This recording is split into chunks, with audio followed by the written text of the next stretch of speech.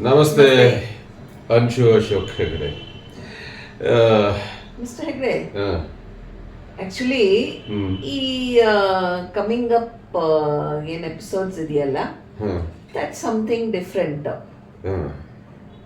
ನಮ್ದು ಯೂಶುವಲ್ ಗಂಡ ಹೆಂಡತಿ ಟಾಕ್ ಅಲ್ಲ. ಓಕೆ, ಒಂದಷ್ಟು ಎಪಿಸೋಡ್ಗಳು ಮಾತ್ರ, ಒಂದಷ್ಟು ಮಧ್ಯದಲ್ಲಿ ಒಂದೊಂದು ಎಪಿಸೋಡ್ ಬರುತ್ತೆ. ಬಟ್ ಒಂದಷ್ಟು ಎಪಿಸೋಡ್ಸು ನಾನು ಇವ್ರ ಲೊಕೇಶನ್ಗೆ ಹೋಗ್ಬಿಟ್ಟು ಪವಿತ್ರ ಬಂಧನ ಟೀಮ್ ಜೊತೆ ಇಂಟರಾಕ್ಟ್ ಮಾಡಿದ್ದು. ಸೊ ಮಿಸ್ಟರ್ ಹೆಗ್ಡೆ ಎಲ್ಲರನ್ನೂ ಇಂಟರ್ವ್ಯೂ ಮಾಡಿದ್ದಾರೆ. ಅದರಲ್ಲಿ ಫಸ್ಟ್ ಇಂಟರ್ವ್ಯೂ ಈಗ ಒಂದು ಹೇಳ್ತೀನಿ, ಕೇಳಿಸ್ಕೊ. ನಾಳೆ ಪ್ರೇಮಿಗಳ ದಿನ, ವ್ಯಾಲೆಂಟೈನ್ಸ್ ಡೇ, ಹೀಗೆ. ಹಾಗಾಗಿ ಈ ನಮ್ಮ ಪವಿತ್ರ ಬಂಧನದಲ್ಲಿ ಈ ವಿಶೇಷವಾದಂತ ವ್ಯಕ್ತಿಯೊಬ್ಬರಿದ್ದಾರೆ. ಅವರನ್ನ ಈ ಪ್ರೇಮಿಗಳ ದಿನ ಇಂಟ್ರೊಡ್ಯೂಸ್ ಮಾಡಿಸೋಣ. ಸರಿ ಸರಿ, ನೋಡಿ. ನಮಸ್ತೆ. ನಮ್ಮ ವ್ಲಾಗಿಗೆ ವಿಶೇಷವಾದಂಥ ಅತಿಥಿ ಬಿಗ್ ಬಾಸು, ಆಮೇಲೆ ಈಗ ಪವಿತ್ರ ಬಂಧನ, ಸೂರಜ್ ಸಿಂಗ್ ಅಂತ, ದೇವದತ್ತ ದೇಶಮುಖ ನಮ್ಮ ಪವಿತ್ರ ಬಂಧನದಲ್ಲಿ. ಬಿಗ್ ಬಾಸ್ ಬಗ್ಗೆ ನಿಮಗೆ ತುಂಬ ಚೆನ್ನಾಗಿ ಗೊತ್ತು, ನಮ್ಮ ಸೂರಜ್ ಬಗ್ಗೆ. ಆಮೇಲೆ ಪವಿತ್ರ ಬಂಧನ ಹೀರೋ ಇವರು, ಅದ್ರ ಬಗ್ಗೆನೂ ಗೊತ್ತು. ಆದರೆ ಅದರಿಗಿಂತ ನಾನು ಸೀರಿಯಲ್ಲು, ಸಿನಿಮಾ ಅದು ಇದ್ದೇ ಇರುತ್ತೆ. ಅದ್ರ ಹೊರತಾಗಿ ಏನಾದರೂ ಮಾತಾಡಬೇಕು ಅಂತ ಇದು ನಮ್ಮ ವೇದಿಕೆಗೆ ತಮಗೆ ಸ್ವಾಗತ. ನಮಸ್ತೆ ಸೂರಜ್ ಸಿಂಗ್ ಅವರೇ. ಈಗ ನಾಳೆ ವ್ಯಾಲೆಂಟೈನ್ಸ್ ಡೇ. ಓಕೆ, ಈ ನಿಮ್ಮ ಏನು ಅಭಿಮಾನಿಗಳು ಅಥವಾ ನಿಮ್ಮ ಇವರಿಗೆ ವ್ಯಾಲೆಂಟೈನ್ಸ್ ಬಗ್ಗೆ ತಾವು ಏನು ಸಂದೇಶನ ಕೊಡೋಕ್ಕೆ ಇಷ್ಟಪಡ್ತೀರಿ, ಅದನ್ನು ಹೇಳಿ. ಸೊ ಮೊದಲಿಗೆ ಎಲ್ಲರಿಗೂ ನಮಸ್ಕಾರ ಸರ್. ನಿಮ್ಮ ಯೂಟ್ಯೂಬ್ ಚಾನಲಲ್ಲಿ ಒಂದು ಅವಕಾಶ ಕೊಟ್ಟಿರೋದಕ್ಕೆ ಅವಕಾಶ ಅಲ್ಲ, ನೀವು ಬಂದಿದ್ದು ನಮಗೆ ಖುಷಿ. ನಾನು ನೀವು ಲೆಜೆಂಡರಿ ಆ್ಯಕ್ಟರ್ ಅಶೋಕ್ ಸರ್ ಇವ್ರ ಜೊತೆ ನಾನು ಸೀರಿಯಲ್ ಮಾಡ್ತಾ ಇದ್ದೀನಿ. ನಾನು ಸೋ ಗ್ರೇಟ್ಫುಲ್. ಯಾವತ್ತೂ ಹೇಳೋಕ್ಕಾಗಿರಲಿಲ್ಲ, ಇವತ್ತು ಚಾನಲ್ ಮುಂದೆ ಹೇಳ್ತಾ ಇದ್ದೀನಿ. I so happy. ಇದು ವ್ಯಾಲೆಂಟೈನ್ಸ್ ಬಗ್ಗೆ ಹುಡುಗಿಯರು ಕಾಯ್ತಾ ಇರ್ತಾರೆ. ಸೊ ವ್ಯಾಲೆಂಟೈನ್ಸ್ ಡೇ ಅಂದರೆ ಪ್ರೇಮಿಗಳ ದಿನಾಚರಣೆ. ಸೊ ನಾನು ಯಾವತ್ತೂ ಸೆಲೆಬ್ರೇಟ್ ಮಾಡಿಲ್ಲ ಸರ್. ನಮ್ಮ ಮುಂಚೆನೂ ನಮ್ಮ ಕಲ್ಚರ್ ನಾವು ನೋಡ್ತಾ ಇರೋದ್ರಿಂದ ವ್ಯಾಲೆಂಟೈನ್ಸ್ ಡೇ ಅನ್ನೋದು ಒಂದು ವೆಸ್ಟರ್ನ್ ಕಲ್ಚರ್ನ ಅಡಾಪ್ಟ್ ಮಾಡಿಕೊಂಡು ಅದನ್ನ ಸೆಲೆಬ್ರೇಟ್ ಮಾಡ್ತಿರೋದ್ರಿಂದ ನಾನು ಅಷ್ಟು ನಂಬಲ್ಲ. ಬಟ್ ಸ್ಟಿಲ್ ಒಂದು ದಿನ ಎಲ್ಲ ಪ್ರೇಮಿಗಳು ಸೇರಿ ಅದನ್ನು ಆಚರಣೆ ಮಾಡ್ತಾರೆ, ಕಪಲ್ಸ್ ಆಗಿ ಎಲ್ಲರೂ. ಸೊ ಆಚರಣೆ ಮಾಡೋರು ಎಲ್ಲರಿಗೂ ಏನಿಲ್ಲ. ಈಗ ಒಂದು ಏನು ಗೊತ್ತಾ, ಏನು ಇದು ಏನು ಆ ಥರ ರೋಸು ಸರ್. ಈಗ ನನ್ನ ಕಾನ್ಸೆಪ್ಟ್ ಇಸ್ ಸಿಂಪಲ್. ನೀವು ಒಬ್ರನ್ನ ಇಷ್ಟಪಡ್ತೀರಾ, if you love them every day. ಒಂದಿನ ವ್ಯಾಲೆಂಟೈನ್ಸ್ ಡೇ ಅಂತ ಹೇಳ್ಕೊಂಡು ಪರ್ಟಿಕ್ಯುಲರ್ ಆ ಒನ್ ಡೇ ಸ್ಪೆಷಲ್ ಆಗಿ ನಿಮ್ಮ ಜೀವನದಲ್ಲಿ ಆ ಥರ ವ್ಯಕ್ತಿ ಆ ಥರ ಈಗ ಸದ್ಯಕ್ಕೆ ಯಾರು ಸುಳ್ಳು ಅಲ್ಲ. ಯಾಕಂದರೆ ಕರ್ನಾಟಕದಲ್ಲಿ ಎಷ್ಟೋ ಕೇಳ್ತೀನಿ ನಾನು, ಈ ಬಿಗ್ ಬಾಸ್ ಇರ್ಬೋದು, ಪವಿತ್ರ ಬಂಧನ ರಾತ್ರಿ 10 ಗಂಟೆ ಕನ್ನಡದಲ್ಲಿ ಬಂದ್ರೂ ಈಗ ನಾನೇ ಎಲ್ಲರೂ ಹೋದರೆ ಪವಿತ್ರ ಬಂಧನ ಮಾಡ್ತಿದ್ದೀನಿ ಅಂದರೆ ಹಿಂಗಂದರೆ ಸೂರಜ್ ಸಿಂಗ್ ಮಾಡ್ತಿರಲ್ಲ ಅಂತ ಕೇಳ್ತಾರೆ. ಹಾಗಾಗಿ ಆ ಲೇಡೀಸ್ ಒಂದು ಆಡಿಯನ್ಸ್ ಒಂದು ಇದಿದಾರಲ್ಲ, ಅದಕ್ಕೆ ಕೇಳಿದೆ ಹಿಂಗೆ. ಅಲ್ಲ ಸರ್, ಈಗ ಸದ್ಯಕ್ಕೆ ಯಾರೂ ಆ ಥರ ಇಲ್ಲ. ಬಟ್ ಯಾಕಂದರೆ ನನ್ನ ಕಡೆಯಿಂದ ಒಂದು ಮೆಸೇಜ್ ಹೋಗಬೇಕು ಅಂದರೆ ಬರೀ 14th Feb ಅಲ್ಲ, ಎಂಟೈರ್ 365 days ಹಂಗೆ ಸ್ಪೆಷಲಾಗೇ ಇರಿ, ನಿಮ್ಮ ರಿಲೇಷನ್ ಹಾಗೇ ಇರಲಿ ಅಂತ ಕೇಳ್ಕೊತೀನಿ. ಓಕೆ, ಈಗ ಇದನ್ನು ಬಿಟ್ಟುಬಿಟ್ಟು ನೀವು ನಿಮ್ಮ ಜೀವನದಲ್ಲಿ ಈ ಹಂತಕ್ಕೆ ಒಂದು ಒಳ್ಳೆ ಮಹತ್ತರವಾದಂಥ ಘಟ್ಟ ತಲುಪಿದ್ದೀರಿ. ಈ ಜರ್ನಿಯಲ್ಲಿ ನಿಮ್ಮ ಬಾಲ್ಯದಿಂದ ಈ ಘಟ್ಟದವರೆಗೆ ಯಾರ್ಯಾರನ್ನ ನೆನೆಸ್ಕೊಳ್ಳೋಕೆ ಇಷ್ಟಪಡ್ತೀರಿ, ಯಾರ್ಯಾರಿಗೆ ಥ್ಯಾಂಕ್ಸ್ ಹೇಳೋದಕ್ಕೆ, ಧನ್ಯವಾದನ ಹೇಳೋದಕ್ಕೆ ಇಷ್ಟಪಡ್ತೀರಿ? ಸೊ ಮೊದಲಿಗೆ ಮೇಯ್ನಾಗಿ ನಾನು ಥ್ಯಾಂಕ್ಸ್ ಹೇಳೋದು ನನ್ನ ತಾಯಿ ಮತ್ತು ನಮ್ಮ ಅಕ್ಕ. ಸೊ ಅಮ್ಮ ಅಕ್ಕ ಇಬ್ಬರೇ ಸಣ್ಣ ವಯಸ್ಸಿಂದ ತುಂಬ ಸಪೋರ್ಟಿವ್ ಆದ. ಅವ್ರ ಹೆಸರು ಹೇಳ್ಬೋದಾ ತಾವು? ಹಾಂ, ಖಂಡಿತ. ಅನು ರಮೇಶ್ ಅಂತ ನನ್ನ ತಾಯಿ ಹೆಸರು, ಲಿಖಿತಾ ಸಿಂಗ್ ಅಂತ. ಅಮ್ಮ, ಒಂದು ಹೇಳ್ತೀನಿ, ಎಷ್ಟು ಖುಷಿ ಆಗುತ್ತೆ ಗೊತ್ತಾ, ಕರ್ನಾಟಕಕ್ಕೆ ಒಬ್ಬ ನಮ್ಮ ಸೀರಿಯಲ್ ಇರ್ಬೋದು ಅಥವಾ ಸಿನಿಮಾ ಇರ್ಬೋದು, ಈ ಕಲೆಗೆ ಒಬ್ಬ ಅದ್ಭುತ ಕಲಾವಿದನನ್ನು ನೀಡಿದ್ದೀರಿ. ಹಾಗಾಗಿ ನನ್ನ ವ್ಲಾಗಿಂದ, ನನ್ನ ವೇದಿಕೆಯಿಂದ ತಮಗೆ ನಾನು ಧನ್ಯವಾದನ ಹೇಳೋದಕ್ಕೆ ಇಷ್ಟಪಡ್ತೀನಿ. ಸೊ ಮೇಜರಾಗಿ ಅವರಿಬ್ಬರೇ ನನಗೆ ಪಿಲ್ಲರ್ ಅಂತಲೇ ಹೇಳ್ಬೋದು. ಸಣ್ಣ ವಯಸ್ಸಿನಲ್ಲಿ ತುಂಬ ಸಪೋರ್ಟಿವ್ ಆಗಿ ನಿಂತಿದ್ದು ಅವ್ರಿಗೆ. ಆ್ಯಂಡ್ ಹೋಗ್ತಾ ಹೋಗ್ತಾ ಜರ್ನಿಲಿ ತುಂಬ ಫಿನಾನ್ಷಿಯಲ್ ಇಶ್ಯೂಸ್ ಆಗಿರಲಿ, ಬೇರೆ ಇಮೋಷ್ನಲ್ ಸಪೋರ್ಟ್ ಆಗಿರಲಿ, ಫ್ರೆಂಡ್ಸ್ ಇರ್ಬೋದು, ಫ್ಯಾಮ್ಲಿ ಅಂತ ಇದ್ದವರು ಸ್ವಲ್ಪ ಕಡಿಮೆನೇ. ಬಟ್ ಫ್ರೆಂಡ್ಸ್ ಆಲ್ ಟೈಮ್ಸ್ ನನಗೆ ಇದ್ದರು. ಒಂದು ಏನು ಗೊತ್ತಾ ಸೂರಜ್, ಈಗ ಅಮ್ಮ ಮತ್ತು ಅಕ್ಕ ಎಲ್ಲ ಥರದಲ್ಲೂ ಸಪೋರ್ಟ್ ಮಾಡಿದ್ರು ಅಂತ. ಈ ಫ್ರೆಂಡ್ಸ್, ನಿಮ್ಮ ತುಂಬ ಕ್ಲೋಸ್ ಫ್ರೆಂಡ್ಸು, ಮತ್ತು ಅವ್ರ ಜೊತೆ ಕಳೆದ ಸುಖದ್ದು ಬಿಟ್ಬಿಡು, ಖುಷಿಯಾಗಿರೋದು ಎಲ್ಲರೂ. ಈಗ ದುಡ್ಡಿದ್ದಾಗ ಅಥವಾ ಇದಿದ್ದಾಗ ಎಲ್ಲ ಫ್ರೆಂಡ್ಸು, ಎಲ್ಲರೂ ಫ್ರೆಂಡ್ಸೇ. ಆದರೆ ಕಷ್ಟದ ದಿನಗಳಲ್ಲಿ ನಿಂತ್ಕೊಂಡಿರ್ತಾರಲ್ಲ, ಅಂಥ ಒಂದು ಫ್ರೆಂಡ್ಸ್ ಬಗ್ಗೆ ಅಂಥದ್ದೇನಾದರೂ ಒಂದು ಘಟನೆ ಇದ್ದರೆ ಅದನ್ನು ಹೇಳಿ. ಆ ಥರ ಘಟನೆಗಳು ಸುಮಾರು ಆಗಿಬಿಟ್ಟಿದೆ. ಚಿಕ್ಕ ವಯಸ್ಸಿಂದನೂ ಲೈಕ್ ಒಂದು ಫಿನಾನ್ಷಿಯಲ್ ಇಶ್ಯೂಸ್ ತುಂಬ ಇರ್ತಿತ್ತು ನಮಗೆ ಹೆಂಗೆ ಅಂದರೆ ಅಮ್ಮನೇ ಎಲ್ಲ ಮಾಡಬೇಕಾಗಿರುತ್ತೆ. ಅಮ್ಮನೇ ನಮ್ಮದು ಎಜುಕೇಷನ್ ಆಗಿರಲಿ, ಮನೆ ನಡೆಸೋದಾಗಿರಲಿ ಎಲ್ಲ. ಬಟ್ ಅಮ್ಮನೇ ಎಲ್ಲ ನೋಡ್ಕೊತಿದ್ದು, ನಾವು ಕಷ್ಟಗಳನ್ನ ನೋಡ್ಕೊಂಡು ಬಂದಿದ್ದೀವಿ. ಬಟ್ ಒಂದು ಪಾಯಿಂಟ್ ರೀಚ್ ಆದಮೇಲೆ ನಾವು ಯಾರಿಗೂ ತೋರಿಸ್ಕೊತಿರ್ಲಿಲ್ಲ ಸರ್ ಮೇಜರಾಗಿ. ಈಗ ಯಾರೋ ನಮ್ಮ ನೋಡಿದ್ರೆ ಆರಾಮಾಗಿದ್ದಾರೆ ಇವರು ಅಂತ, ಆ ಥರ ಮೈಂಡ್ಸೆಟ್ ನಾವು ತೋರಿಸ್ಕೊತಿರ್ಲಿಲ್ಲ. ಸೊ ಹಂಗೆ ದೊಡ್ಡವರಾಗ್ತಾ ಆಗ್ತಾ ಖರ್ಚುಗಳು ಜಾಸ್ತಿ ಆಗುತ್ತೆ, ಜವಾಬ್ದಾರಿಗಳು ಜಾಸ್ತಿ ಆಗುತ್ತೆ. ಆವಾಗ ಈ ಥರ ಸಣ್ಣ ಪುಟ್ಟ ಖರ್ಚುಗಳು ಅಮ್ಮ ನೋಡ್ಕೊತಿದ್ರು. ಬಟ್ ಈಗ ಮದುವೆ ಮಾಡಬೇಕು ಅಂತ ಬರುತ್ತೆ, ಆ ಸ್ಟೇಟ್ಗೆಲ್ಲ ಬಂದಾಗ ಕಷ್ಟ. ಈಗ ಯಾರು ಮಾಡಬೇಕಿತ್ತು ಅವ್ರು ಮಾಡಲಿಲ್ಲ ಅಂದರೆ ನಾವು ನಮಗೆ ಅಂತ ಸಹಾಯ ಮಾಡೋಕ್ಕೆ ಒಂದಿಬ್ಬರು ಬಂದಿದ್ದಾರೆ, ನನ್ನ ಸ್ನೇಹಿತರೇ ಇದ್ದಾರೆ. ಸೊ ಅವ್ರ ಮುಂದೆ ಬಂದು ನನಗೆ ಸ್ವಲ್ಪ ಹೆಲ್ಪ್ ಮಾಡಿದ್ರು. ನನ್ನ ಎಜುಕೇಷನಿಂದ ಹಿಡಿದು ನನ್ನ ಹೊರಗಡೆ ಓದೋಕ್ಕೆ ಹೋದಾಗಲೂ, ಸೆಕೆಂಡ್ ಇಯರ್ ಟ್ಯೂಷನ್ ಫೀಸಲ್ಲಿ ಸ್ವಲ್ಪ ಕಮ್ಮಿ ಆದಾಗಲೂ ಫ್ರೆಂಡ್ಸ್ ಬರ್ತಾರೆ. ಅಕ್ಕನ ಮದುವೆ ಮಾಡೋಕ್ಕೆ ಅಂತ ಹೋದಾಗಲೂ ಅಲ್ಲಿ ಯೋಚನೆ ಮಾಡ್ಕೊಂಡು ಕೂತಾಗಲೂ, ಮದುವೆಗೆ ಇನ್ನೊಂದು ವಾರ ಇದೆ ಅಂದಂಗೆ ಒಬ್ಬರು ಹೇಳ್ತಾರೆ ಇಲ್ಲ ಅರೇಂಜ್ ಆಗಿಲ್ಲ ಅಂತ. ಆ ಮೂಮೆಂಟಲ್ಲೆಲ್ಲ ಫ್ರೆಂಡ್ಸ್ ಬಂದು ನನಗೆ ಹೆಲ್ಪ್ ಮಾಡಿರೋದು ಅವರು ಹೇಳ್ಬೋದಾ? ಬೇರೆ ಅದು ರಾಕೇಶ್ ಅಂತ ಒಬ್ಬರಿದ್ದಾರೆ, ಕ್ಯಾನಡಾದಲ್ಲಿದ್ದಾರೆ. ನನ್ನ ಜೊತೆ ಓದೋಕ್ಕೆ ಅಂತ ಬಂದಿದ್ದು ಹುಡುಗ ಅವನು. ಮತ್ತು ಇಲ್ಲೊಬ್ಬ ಹೇಮೇಂದ್ರ ಅಂತ ಇದ್ದಾನೆ, ಅವನು. ಆ್ಯಂಡ್ ದರ್ಶನ್ ಅಂತ ಇದ್ದಾರೆ ನನ್ನ ಜೊತೆನೇ ವರ್ಕೌಟ್ ಮಾಡ್ಕೊಂಡು ಜಿಮ್ಮಲ್ಲಿದ್ದವರು. ಸೊ ಅವರೆಲ್ಲ ನನ್ನ ಕಷ್ಟಗಳನ್ನ ನೋಡಿದ್ದಾರೆ ಸರ್. ನಾನು ಯಾರ ಜೊತೆನೂ ಅಷ್ಟು ಹಂಚ್ಕೊಳಕ್ಕೆ ಹೋಗ್ತಿರ್ಲಿಲ್ಲ.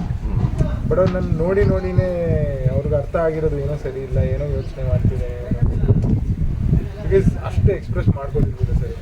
ಬಟ್ ಅವ್ರು ಬಂದು ನನಗೆ ಯಾವಾಗ ನೀನು ಮಾಡ್ತೀಯಾ ಅಂತ, ನಾನು ಅದು ಮದುವೆ ಮುಗಿದ ಮೇಲೆ ನಾನು ಡೈರೆಕ್ಟಾಗಿ ಅವ್ರಿಗೆ ಹೇಳಿದ್ದೇನೆ, ಈಗ ನನ್ನ ಹತ್ರ ದುಡ್ಡಿಲ್ಲ, ಬಟ್ ಏನೋ ಮಾಡ್ತೀನಿ, ಇನ್ನೊಂದು ಸ್ವಲ್ಪ ದಿನದಲ್ಲಿ ನಿಮ್ಗೆ ಕೊಡ್ತೀನಿ. ಆವಾಗಲೂ ಅವ್ರು ನನಗೆ ಹೇಳ್ತಾರೆ, ನಾನು ನಿನ್ನ ಕೇಳ್ತಾ ಇಲ್ಲ, ನೀನು ಕೊಡ್ತೀಯ ಅನ್ನೋ ನಂಬಿಕೆ ನಮಗೆ, ನೀ ಏನೋ ಮಾಡ್ತೀಯ ಅನ್ನೋ ನಂಬಿಕೆ ನಮಗಿದೆ. ಈವನ್ ಬಿಗ್ ಬಾಸ್ ಹೋಗ್ಬೇಕಾದ್ರೂ ನಾನು ಇನ್ನೂ ಅವ್ರಿಗೆ ರೀಪೇ ಮಾಡಿರಲಿಲ್ಲ ದುಡ್ಡೆಲ್ಲ. ಅವಾಗ ಅವ್ರಿಗೆ ಹೇಳ್ತೀನಿ, ಸದ್ಯಕ್ಕೆ ನಿಂಗೆ ದುಡ್ಡು ಕೊಡೋಕ್ಕಾಗಲ್ಲ, ಹಿಂಗೆ ಹೋಗ್ತಾ ಇದ್ದೀನಿ ನಾನು ಅಂತ. ಅವರು ನೀನು ದುಡ್ಡೆಲ್ಲ ಮರ್ತ್ಬಿಡು, ಫಸ್ಟ್ ನಿಂಗೆ ಸಿಕ್ಕಿರೋ ಆಪರ್ಚುನಿಟಿನ ಫಸ್ಟ್ ಯೂಸ್ ಮಾಡ್ಕೋ, ನಾವೆಲ್ಲ ಇದೀವಿ ನಿನ್ನ ಸಪೋರ್ಟ್ ಆಗಿ ಅಂತ ಅವ್ರಿಗೆ. ಅಂದರೆ ಬಿಗ್ ಬಾಸ್ ಅನ್ನೋದು ನಿಮ್ಮ ಜೀವನದಲ್ಲಿ ಬಹಳ ಮಹತ್ವದ ಒಂದು ಘಟ್ಟ ಅಂತ ಹೇಳಿದ್ರೆ ಬಹುಶಃ ತಪ್ಪಾಗಲಿಕ್ಕಿಲ್ಲ. 100%. ಬಿಕಾಸ್ ನಾನು ಲೈಫಲ್ಲೂ ಅಂದ್ಕೊಂಡಿರಲಿಲ್ಲ ನಾನು ಬಿಗ್ ಬಾಸ್ ಮನೆಗೆ ಹೋಗ್ತೀನಿ, ಅದಾದಮೇಲೆ ಒಂದು ಆ್ಯಕ್ಟರ್ ಆಗಿ ಒಂದು ಸೀರಿಯಲ್ ಮಾಡ್ತೀನಿ. ಇದೆಲ್ಲ ಹೇಗೆ ಅಂದರೆ, ಈಗ ಬಿಗ್ ಬಾಸ್ ಟ್ಯಾಗ್ಲೈನ್ ಇದ್ದಿದ್ದೆ ಎಕ್ಸ್ಪೆಕ್ಟ್ ದ ಅನ್ಎಕ್ಸ್ಪೆಕ್ಟೆಡ್ ಅಂತ. ನನ್ನ ಜೀವನನೂ ಹಂಗೆ ಆಗುತ್ತೆ. ಹೇಗೆ ಅಂದರೆ, ನಾನು ಸ್ವಲ್ಪ social media content creation start ಮಾಡಿರ್ತೀನಿ. ಅದು ಮಾಡ್ತಾ ನಂದು IT ಕೆಲಸ ನೈಟ್ ಶಿಫ್ಟ್ ಇರುತ್ತೆ. ಎರಡನ್ನೂ ಮ್ಯಾನೇಜ್ ಮಾಡೋಕ್ಕೆ ತುಂಬಾ ಸ್ಟ್ರೆಸ್ ಆಗ್ತಿರುತ್ತೆ. ಅದ್ರ ಜೊತೆ ನಾನು ಫಿಟ್ನೆಸ್ ಆನ್ಲೈನ್ ಟ್ರೈನಿಂಗ್ ಮಾಡ್ತಿದ್ದೆ, ಅದನ್ನೂ ಮ್ಯಾನೇಜ್ ಮಾಡಿ ನನ್ನ ಡಯಟ್ ಫುಡೆಲ್ಲ ನಾನೇ ಕುಕ್ ಮಾಡ್ಕೋಬೇಕಾಗಿರುತ್ತೆ. ಎಲ್ಲ ತುಂಬ ಸ್ಟ್ರೆಸ್ ಆಗ್ತಾ ಒಂದು ಪಾಯಿಂಟ್ ರೀಚ್ ಆಗಿಬಿಟ್ಟಿರ್ತೀನಿ. ಲೈಕ್ ಇಲ್ಲ, ಯಾವ್ದಾದ್ರು ಒಂದಿನ ಸೀರಿಯಸ್ ಆಗಿ ತೊಗೋಬೇಕು. ನಾನು ತುಂಬ ದೊಡ್ಡ ರಿಸ್ಕ್ ಸರ್. ಫಸ್ಟೇ ನಾನು ಹೇಳ್ದಂಗೆ ಬ್ಯಾಕಪ್ ಇರಲಿಲ್ಲ ಆಯಿತಾ, ಫಿನಾನ್ಷಿಯಲಿ ಬ್ಯಾಕಪ್ ಇರಲಿಲ್ಲ. ಅಕ್ಕ ಒಬ್ಬಳು ಮನೆ ಜವಾಬ್ದಾರಿ ತೊಗೊಂಡಿದ್ಲು, ಅವಳು ನಡೆಸ್ತಿದ್ಲು. ಆವಾಗ ನನಗೆ ಒಂದು ಧೈರ್ಯ ಏನಿತ್ತಂದರೆ, ನಾನು ಫಿಟ್ನೆಸ್ ಟ್ರೈನಿಂಗ್ ಮಾಡ್ತಿರೋದ್ರಿಂದ ಸ್ವಲ್ಪ ಮನೆ ಖರ್ಚಿಗೆ ಎಷ್ಟು ಬೇಕೋ ಅಷ್ಟು ಇದೆ ನನ್ನ ಹತ್ರ. ಅದೊಂದು ಯೋಚನೆ ಮಾಡಿ ರಿಸ್ಕ್ ತೊಗೊಂಡಿದ್ದೆ.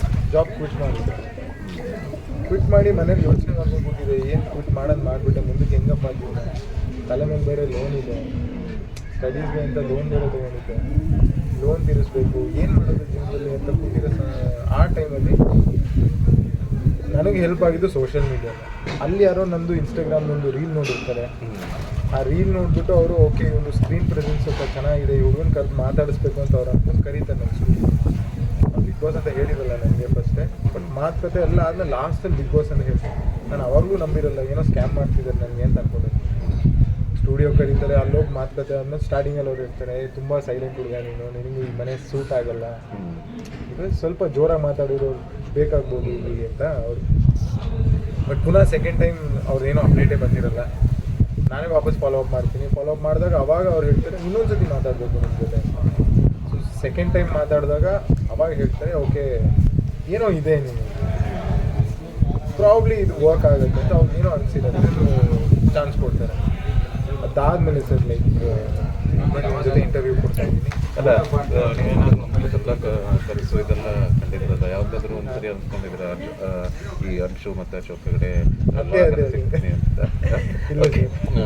ಒಂದು ನಮಗೆ ಕೇಳಬೇಕು, ಮನುಷ್ಯನ ಜೀವನದಲ್ಲಿ ಎಷ್ಟೋ ಜನರಿಗೆ ಈ ಅವಮಾನ ಅನ್ನೋದಿರುತ್ತಲ್ಲ, ಅದು ಗೆಲುವಿನ ಸೋಪಾನ ಅಂತ. ಯಾಕಂದರೆ ನನ್ನ ಜೀವನದಲ್ಲೂ ಸಾಕಷ್ಟು ಅವಮಾನಗಳಾದಾಗ ಅದರ ವಿರುದ್ಧವಾಗಿ ನಿಂತು ಇವತ್ತಿನವರೆಗೂ ನಾನು ಹೋರಾಡ್ತಾ ಬದುಕ್ತಾ ಇದ್ದೀನಿ. ಹಾಗಾಗಿ ಯಾಕೆ ಅದನ್ನು ಕೇಳ್ತಾ ಇದ್ದೀನಿ ಅಂತಂದರೆ, ಈ ಕಲಾವಿದರಿಗೆ ಇರುತ್ತಲ್ಲ, ಈಗ ನೀನು ಬಿಗ್ ಬಾಸಿಗೆ ಬಂದೆ, ಹೆಸರು ಗಳಿಸಿದೆ, ಇದು ಮಾಡಿದೆ, ಇಡೀ ಕರ್ನಾಟಕಕ್ಕೇನು ಇಡೀ ಅಲ್ಲವರು ವರ್ಲ್ಡ್ ಎಲ್ಲೆಲ್ಲೂ ಕನ್ನಡಿಗರಿದ್ದಾರೆ ಹಾಕೋದು ಎಲ್ಲರಿಗೂ ಪರಿಚಯ ಆಗಿದೆ. ಆದರೆ ಅದಕ್ಕೂ ಮುಂಚೆ, ಈ ಹಂತಕ್ಕೆ ಬರೋದಕ್ಕಿಂತ ಮುಂಚೆ ಈ ಅವಮಾನ ಅನ್ನೋದು ನಿನಗೆ ಎಷ್ಟರ ಮಟ್ಟಿಗೆ ಒಂದು ಜೀವನಕ್ಕೆ ಸಹಾಯ ಆಯಿತು? ಯಾಕಂದರೆ ಎಲ್ಲರೂ ಅವಮಾನಗಳನ್ನು ಅನುಭವಿಸ್ತಾರೆ, ಹೇಳ್ಕೊಳ್ಳಲ್ಲ. ನಾನು ಹೇಳ್ತೀನಿ ಓಪನ್ ಆಗಿ, ನೀವು ಕೆಲವೊಂದು ಇಂಥದ್ದೇ ಆಯಿತು ಅಂತ ವ್ಯಕ್ತಿಗಳ ಹೆಸರು ಹೇಳಲ್ಲ, ಇವ್ರು ಹೇಳಲ್ಲ, ಅವರಿಗೆ ಈಗ ನಾನು ಮಾತಾಡಿದ್ದು ಗೊತ್ತಾಗ. ಹಾಗೆಯೇ ತಮಗೆ ಆ ಥರದ್ದು ಅವಮಾನಗಳು, ಯಾಕಂದರೆ ಬಡವ್ರ ಮಕ್ಕಳಿಗೆ ಅವಮಾನನೇ ಒಂದು ಥರದಲ್ಲಿ ಆಸ್ತಿ. ಅದು ನೀನು ಆವಾಗಲೇ ಹೇಳಿದಂಗೆ ಫೈನಾನ್ಷಿಯಲಿ ನಾವು ತುಂಬ ಇದರಲ್ಲಿದ್ವಿ ಅಂದಾಗ ಅವಮಾನಗಳು ಹಾಗೆ ಆಗುತ್ತೆ. ಸೊ ಅದು ನಿನಗೆ ಎಷ್ಟರ ಮಟ್ಟಿಗೆ ಪ್ಲಸ್ ಆಯಿತು? ನನಗೆ ಅದು ಒಂದು ಹೋಪ್ ಕೊಡ್ತು ಸರ್ ಜೀವನದಲ್ಲಿ. ಈಗ ಅವಮಾನ ಸನ್ಮಾನ ಎರಡಿರುತ್ತೆ. ನನ್ನ ಜೀವನದಲ್ಲಿ ಸನ್ಮಾನ ನೋಡ್ದವನೇ ಬಿಕಾಸ್ ನಿಮ್ಮನ್ನ ನೋಡೋ ರೀತಿನೇ ಬೇರೆ ಥರ ಇರುತ್ತೆ ಸೊಸೈಟಿ. ಯಾವಾಗ ನೀವು ಕಷ್ಟ ಇದ್ದಾಗ, ಒಂದು ದುಡ್ಡು ಇಲ್ಲದೆ ಇರೋ ಟೈಮಲ್ಲಿ ಜನ ನಿಮ್ಮನ್ನ ಟ್ರೀಟ್ ಮಾಡೋ ರೀತಿ ಬೇರೆ ಇರುತ್ತೆ. ಎಲ್ಲೋ ಒಂದು ಕಡೆ ಹೋಗಬೇಕು, ಫ್ರೆಂಡ್ಸ್ ಜೊತೆನೇ ಎಲ್ಲೋ ಹೋಗ್ಬೇಕು ಅಂದಾಗ ಯಾವನ್ನ ಕರಿಬೇಡ ಬಿಡೋ, ಅವ್ನು ದುಡ್ಡಿರಲ್ಲ ಆ ಥರ ಹೇಳೋದು. ಎಲ್ಲೋ ಒಂದು ಕಡೆ ಹೋದಾಗಲೂ ಅಷ್ಟೇ ಕೆಲವರು ತುಂಬ ಹೆಲ್ಪ್ ಮಾಡ್ತಾರೆ ಸರ್. ಕೆಲವರು ಹೆಂಗೆ ಅಂದರೆ ನೀನು ಬಾ ನಾನು ನೋಡ್ಕೋತೀನಿ ಅಂತ ಹೇಳೋದು. ಬಟ್ ನನಗೆ ಒಂಥರ ಮುಜುಗರ ಆಗ್ತಿತ್ತು ಅವಾಗ ಹೆಂಗೆ ಹೋಗೋದು ಅಂತೆಲ್ಲ. ಬಟ್ ಕೆಲವರು ಡೈರೆಕ್ಟಾಗಿ ಮುಖದ ಮುಂದೆನೇ ಹೇಳ್ಬಿಟ್ಟಿದ್ದಾರೆ, ಇವ್ನು ಯಾಕ್ರಿ ಕರೀತೀರೋ, ಸುಮ್ಮನೆ ಒಂಥರ ಬರ್ಡನ್ ಇವನು ಅಂತ ಆ ಥರ ಮುಖದ ಮೇಲೆ ಮಾತಾಡ್ಬಿಟ್ಟಿದ್ದಾರೆ ಸರ್. ಸೊ ಅದನ್ನೆಲ್ಲ ನೋಡಿರ್ತೀನಿ. ಆಲ್ಸೋ ನಾನು 2 ವರ್ಷ ವೇಸ್ಟ್ ಮಾಡಿದೆ ಸ್ಟಡೀಸ್ ಆದಮೇಲೆ. ಯಾರೋ ಸಪೋರ್ಟ್ ಮಾಡ್ತೀನಿ ನಿನಗೆ, ನಿನ್ನ ಸ್ಟಡೀಸ್ ಕಂಟಿನ್ಯೂ ಮಾಡೋಕ್ಕೆ ಹೆಲ್ಪ್ ಮಾಡ್ತೀನಿ ಅಂತ ಹೇಳಿರ್ತಾರೆ. ಅವರು ಕೈ ಎತ್ಬಿಡ್ತಾರೆ, ಏನಕ್ಕೆ ಓದಬೇಕು ನೀನು, ಏನಕ್ಕೆ ಬೇಕು ಇದೆಲ್ಲ ನಿನಗೆ ಅಂತ ಆ ಥರನೂ ಮಾತಾಡಿದ್ದಾರೆ. PUCಗೆ ಹೋಗುವಾಗಲೇ ನಮ್ಮ ತುಂಬ ಕ್ಲೋಸ್ ಆಗಿರೋರೆ ನನಗೆ 10ನೇ ಕ್ಲಾಸ್ ಓದಿರೋದು ಸಾಕು, ಏನಕ್ಕೆ ಓದಿಸ್ಬೇಕು ನಿಮಗೆ, ಏನು ಮಾಡಿಬಿಡ್ತಾನೆ ನೀನು ಆ ಥರ ಮಾತಾಡಿರೋದು. ಅದೆಲ್ಲ ನಾನು ಏನೂ ರಿಯಾಕ್ಟ್ ಮಾಡಲ್ಲ. ಯಾವತ್ತೂ ನಾನು ಯಾವುದಕ್ಕೂ ರಿಯಾಕ್ಟ್ ಮಾಡಿದ್ದೇನೆ. ಅಲ್ಲ, ಕೆಲವೊಂದು ಏನಾಗುತ್ತೆ ಅಂದರೆ ಸೂರಜ್, ಈ ಮೌನ ಇದೆಲ್ಲ ಮಾತಿಗಿಂತ ಶಾರ್ಪಾಗಿ. ಹೌದು, ಮೌನ ಅದು ನಮ್ಮಲ್ಲಿ ಇನ್ನೂ ಒಂದಷ್ಟು ಆ ಗಟ್ಟಿತನನ ಕಟ್ಕೊಡುತ್ತೆ ಯಾವಾಗಲೂ ಆ ಥರದ್ದು. ಓಕೆ, ಈಗ ಇನ್ನೊಂದು ಪವಿತ್ರ ಬಂಧನ ಮತ್ತು ತಮ್ಮ ಕನಸುಗಳು ಅದೇನಿದೆ ಅಂತ ನನಗಿದು ತುಂಬ ಒಳ್ಳೆ ಲರ್ನಿಂಗ್ ಆಪರ್ಚುನಿಟಿ ಅಂತ ನಾನು ಅನ್ಕೋತೀನಿ ಸರ್. ಬಿಕಾಸ್ ನೀವಾಗಿರ್ಬೋದು, ಸಾಯಿ ಪ್ರಕಾಶ್ ಸರ್ ಆಗಿರ್ಬೋದು, ಎಲ್ಲರನ್ನೂ ನೋಡ್ತಿದ್ದಾಗ ಅದೇ ಒಂಥರ ಮೋಟಿವೇಶನ್ ನನಗೆ. ಬಿಕಾಸ್ ಎಷ್ಟೊಂದು ಸತಿ ನಾನು ಸೆಟ್ಟಲ್ಲೂ ನರ್ವಸ್ ಆಗ್ತೀನಿ, ಹೆಂಗೆ ಡೈಲಾಗ್ ಹೆಂಗೆ ಹೇಳೋದು, ವಾಯ್ಸೇ ಬರ್ತಿರಲ್ಲ ನನಗೆ. ಸೊ ನಾನು ಇದನ್ನ ಒಂದು ಲರ್ನಿಂಗ್ ಆಪರ್ಚುನಿಟಿ ಅಂತ ಅನ್ಕೋತಾ ಇದ್ದೀನಿ. ಈಗ ಸ್ಟಾರ್ಟಿಂಗಲ್ಲಿ ತುಂಬ ಸಪೋರ್ಟಿವ್ ಆಗಿದ್ದಾರೆ, ಎಂಟೈರ್ ಕಾಸ್ಟ್ ಏನಿದೆ ಇಲ್ಲಿ ಎಲ್ಲ ತುಂಬ ಸಪೋರ್ಟ್ ಮಾಡ್ತಾರೆ. ಮುಂದಕ್ಕೆ ನನ್ನ ಮೇನ್ ಗೋಲ್ ಇರೋದು ಸರ್ ಸಿನಿಮಾ. ನಾನು ಎಂಟರ್ ಆಗಬೇಕು, ಲೈಕ್ ನಂದೊಂದು ಪ್ರೆಸೆನ್ಸ್ ಇರಬೇಕು ಇಂಡಸ್ಟ್ರಿಯಲ್ಲಿ. ಆ ಥರ ಕನಸುಗಳಿದೆ. ಬಿಕಾಸ್ ನನಗೆ ಗೊತ್ತಿಲ್ಲದೆ ಇರೋದನ್ನ ಜನ ನೋಡಿದ್ದಾರೆ ಅಂತ ನನಗನ್ಸುತ್ತೆ. ಬಿಕಾಸ್ ಈಗ ನಾನು ಕೆಲವು ಸತಿ ಅನ್ಕೋತಾ ಇದ್ದೆ, ಓಕೆ ಇದು ಅನ್ಎಕ್ಸ್ಪೆಕ್ಟೆಡ್ ಆಗಿ ಆಗ್ತಿದೆ, ಏನೋ ಲೈಕ್ ಆಪರ್ಚುನಿಟಿ ಸಿಕ್ಕಿದೆ. ಬಟ್ ಈಗ ಒಬ್ಬ ಕಲಾವಿದನಾಗಿ ಅವನ ಸ್ಟ್ರಗಲ್ ಬೇರೆ ಇದೆ, ಬಟ್ ನನ್ನ ಸ್ಟ್ರಗಲೇ ಬೇರೆ ಇದೆ. ನಾನು at the end of the day ಅವ್ರಿಗೆ ಕಷ್ಟಪಟ್ಟಿದ್ದಕ್ಕೆ ರಿಸಲ್ಟ್ ಸಿಗುತ್ತೆ. ನಾನು ಬೇರೆ ರೀತಿಲಿ ಕಷ್ಟಪಟ್ಟಿದ್ದಕ್ಕೆ ದೇವ್ರು ಒಂದು ದಾರಿ ತೋರಿಸಿದ್ದಾನೆ. ಇದನ್ನ 100% ಯೂಸ್ ಮಾಡ್ಕೋಬೇಕು ಅಂತ ನನಗೆ ಅನ್ಸುತ್ತೆ. ಏನು ಗೊತ್ತಾ, ಜೀವನದಲ್ಲಿ ಒಬ್ಬ ಕಲಾವಿದನಿಗೆ ಕಲಿಕೆ ಪ್ರತಿದಿನ ಇದ್ದೇ ಇರುತ್ತೆ. ಆಮೇಲೆ ನಿರಂತರವಾದ ಹೋರಾಟ ಇರಲೇಬೇಕು. ನಾನು ಇನ್ನೊಂದು ಹೇಳ್ತೀನಿ, ಏನು ಗೊತ್ತಾ ಸೂರಜ್, ಯಾವುದೇ ಮಟ್ಟಕ್ಕೆ ಬಡಿ, ಆದರೆ ಬಿಹೇವಿಯರ್ ಇರುತ್ತೆ. ಅದು ಈಗ ನಿನ್ನಲ್ಲಿ ಟ್ಯಾಲೆಂಟ್ 50% ತಿಳಿತಾ, ಇನ್ನೊಂದು 50% ನಿನ್ನ ನಡವಳಿಕೆ ಇರುತ್ತಲ್ಲ, ನೀನು ಬಿಹೇವ್ ಮಾಡೋದೇನಿರುತ್ತಲ್ಲ, ಎಲ್ಲ ಇನ್ಕ್ಲೂಡಿಂಗ್ ನನ್ನನ್ನು ಸೇರಿಸೇ ಹೇಳ್ತಿರೋದು, ಬೇರೆ ಏನಲ್ಲ. ಅದು 100% ಎತ್ತರಕ್ಕೆ ತಗೊಂಡು ಹೋಗುತ್ತೆ. ಯಾವುದೇ ಸಂದರ್ಭದಲ್ಲೂ ಕೂಡ ನಾನು ಇವತ್ತು ಇಷ್ಟು ದೊಡ್ಡ ನಟ ಆದೆ, ಇಷ್ಟು ದೊಡ್ಡ ಕಲಾವಿದ ಆದೆ, ಅದು ಪ್ರತಿಯೊಬ್ಬರು ಅಂದ್ಕೋತಾರಲ್ಲ, ಅದು ಅವರ ಸಾವು ಅಂತ ನಾನು ಅಂದ್ಕೋತೀನಿ. ನಾನು ಇವತ್ತಿಗೂ ಪ್ರತಿ ಕ್ಷಣಕ್ಕೂ ನಾನು ಕಲಿತಾ ಇದ್ದೀನಿ. ಆಮೇಲೆ ನಾನು ಹತ್ತಿದ ಮೆಟ್ಟಲುಗಳೇನಿದೆ ಅದನ್ನು ಯಾವತ್ತೂ ನೆನಪು ಮಾಡ್ಕೊತಾ ಹೋದಾಗ ನಿತ್ಯ ಕಲಿಬೇಕು ಅಂತಿರುತ್ತೆ, ನಿತ್ಯ ಹೋರಾಟ ಅಂತಿರುತ್ತೆ. ಆಮೇಲೆ ಒಂದು ಎಲ್ಲರ ಜೊತೆ ನಾವು ದೊಡ್ಡ ನಟ ಅಂದ್ಕೊಂಡು ಏನ ಅದು ಇದು ಅದಲ್ಲ. ಜನ ಹೇಳ್ತಾರೆ ಎಷ್ಟೇ ದೊಡ್ಡ ನಟ ಆದರೆ ಎಂತ ನಡುತ್ತೆ, ಅದು ಒಂದು ಇದ್ದುಬಿಟ್ರೆ ಯಾವುದೇ ನಟ, ಯಾವುದೇ ಕಲಾವಿದ ಎಷ್ಟು ಎತ್ತರಕ್ಕೆ ಬೇಕಾದರೂ ಬೆಳೆಬೋದು. ಯಾಕೆಂತಂದರೆ ಆ ಗುಣ ಇದೆಯಲ್ಲ, ಜನರನ್ನ ಅವ್ರ ಕಡೆ ಆಕರ್ಷಣೆ ಮಾಡುತ್ತೆ. ಯಾಕಂದರೆ ಜನ ಇದ್ರೇ ನಾವು, ಆಡಿಯನ್ಸ್ ವ್ಯೂವರ್ಸ್, ನಮ್ಮ ಕನ್ನಡದ ಜನತೆ ಇದ್ರೇ ನಾವು. ಹಾಗಾಗಿ ಸರ್, ಇನ್ನೂ ಸಾಕಷ್ಟು ಕೇಳೋದಿತ್ತು, ಬಟ್ ಸಮಯ ನಮ್ಮದು ಈ ವ್ಲಾಗ್ ಇದಿರೋದ್ರಿಂದ ಜಸ್ಟ್ ಒಂದು ಪರಿಚಯದ ಥರ ಇದು. ನಮ್ಮ ಒಂದು ಈ ವೇದಿಕೆಗೆ ಬಂದು ನಮ್ಮ ಜೊತೆ ಇಷ್ಟೊಂದು ಕಾಲ ಕೊಟ್ಟಿದ್ದಕ್ಕೆ ತುಂಬ ಧನ್ಯವಾದ. ಆಮೇಲೆ ಈ ನನಗೆ ನಿಮ್ಮೇಲೆ ಒಂದು ಇದಿದೆ, ಏನು ಅಂತ ಇಷ್ಟೆಲ್ಲ ಹೇಳಿದ್ರೆ, ಹೋಗಿ ನಮ್ಮ ವ್ಲಾಗನ್ನು ಸಬ್ಸ್ಕ್ರೈಬ್ ಮಾಡಿ ಅಂತ ನಿಮ್ಮ ಇಕ್ಕರು ಹೇಳೋದಲ್ವಾ? ಖಂಡಿತ ಸರ್. ಅಶೋಕ್ ಸರ್ ಚಾನಲ್ ಏನಿದೆ, Mr and Mrs Ashok Hegde, ನಮ್ಮ ಯಜಮಾನ್ Mr and Mrs Ashok Hegde YouTube channel ಏನಿದೆ, ಪ್ಲೀಸ್ ಸಬ್ಸ್ಕ್ರೈಬ್ ಮಾಡಿ ಆ್ಯಂಡ್ ನೋಟಿಫಿಕೇಷನ್ಸ್ ಬೆಲ್ ಐಕಾನ್ ಒತ್ತಿ ಆ್ಯಂಡ್ ಪ್ಲೀಸ್ ಲೈಕ್ ಮಾಡಿಯಪ್ಪ. ತುಂಬ ಮಾತಾಡ್ಬಿಟ್ಟಿದ್ದೀನಿ ಸರ್ ಜೊತೆ, ಫಸ್ಟ್ ಟೈಮ್ ಇಷ್ಟೊಂದು ಕಾನ್ವರ್ಸೇಷನ್ ಆಗಿರೋದು. ಸೊ ಪ್ಲೀಸ್ ಸಪೋರ್ಟ್ ಮಾಡಿ ಅಶೋಕ್ ಸರ್.